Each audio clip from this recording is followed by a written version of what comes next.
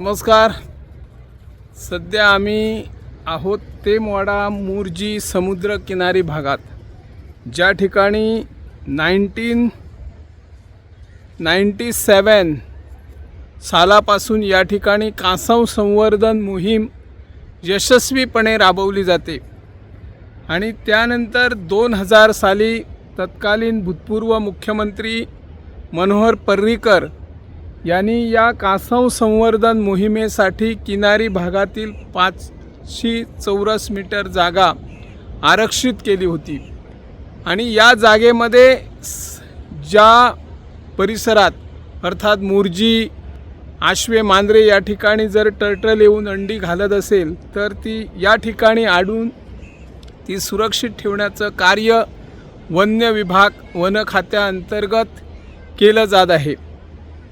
या हंगामातील पहिल्यांदाच एक सागरी कासव काल रात्री या ठिकाणी येऊन 99 अंडी घातलेली आहे. या हंगामातील हे पहिलं सागरी कासव आणि या ठिकाणी जर आपण नजर मारली, वन खात्याअंतर्गत मरीन लाईन्स अंतर्गत हा जो परिसर आहे या परिसराची पाहणी देखभाल केली जाते. टर्टल साईड आहे, या ठिकाणी कसल्याच प्रकारचं हंगामी स्वरूपाचं सोयी सुविधा असलेलं या ठिकाणी अभ्यास केंद्राचाही पत्ता नाही. त्यामुळे वन खाते किंवा जे संबंधित मरीन लाईन या सागरी कासव टर्टल संवर्धनाची मोहीम राबवत असतात ते याकडे दुर्लक्ष देतात की काय, किंवा राज्याचे वनमंत्री माननीय विश्वजित राणे यांनी यात लक्ष का घातले नाही अजूनपर्यंत. मागच्या 2 वर्षापूर्वी त्या या ठिकाणी कासव संवर्धन मोहिमेच्या परिसरात आले होते आणि त्यांनी ठळकपणे सांगितलं होतं की टर्टल जी साईड आहे त्या ठिकाणी चांगल्या प्रकारचं अभ्यास केंद्र उभारून सर्व प्रकारची माहिती, सोयी सुविधा या ठिकाणी उपलब्ध केल्या जातील.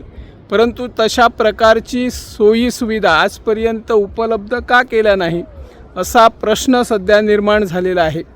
सरकारने याकडे लक्ष देऊन लवकरात लवकर कासव संवर्धन मोहीम राबवली जाते, त्या ठिकाणी एक चांगल्या प्रकारचं अभ्यास केंद्र उभारून नागरिकांना, ज्या ठिकाणी एक देश विदेशातील पर्यटक येतात आणि सागरी कासव कशा प्रकारचे येतात, अंडी घालतात आणि अंड्यातून किती दिवसाने पिल्ले बाहेर पडतात आणि ती पिल्ले मग समुद्रात कशा प्रकारची सोडली जाती याची पूर्ण माहिती या अभ्यास केंद्रामध्ये आवश्यक आहे. तशा प्रकारची सोय करावी आणि दर दिवशी एखाद्या सागरी कासवाने अमुक अंडी घातली तो तसा फलकही या ठिकाणी लावणे जरुरीचे आहे.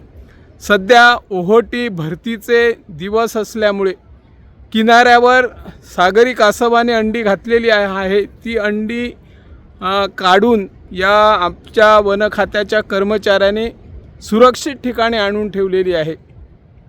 भविष्यात अनेक सागरी कासव येणार, अंडी घालणार, परंतु त्याची सुरक्षा वन खात्याने घेताना या ठिकाणी अगोदर सोयी सुविधा पुरवण्याची गरज आहे. तशा प्रकारच्या सोयी सुविधा आजपर्यंत या ठिकाणी दिसत नाही. या पहिल्याच हंगामातील हे पहिलं सागरी कासवाने अंडी घातलेली आहे, त्याची सुरक्षा या ठिकाणी आहेत.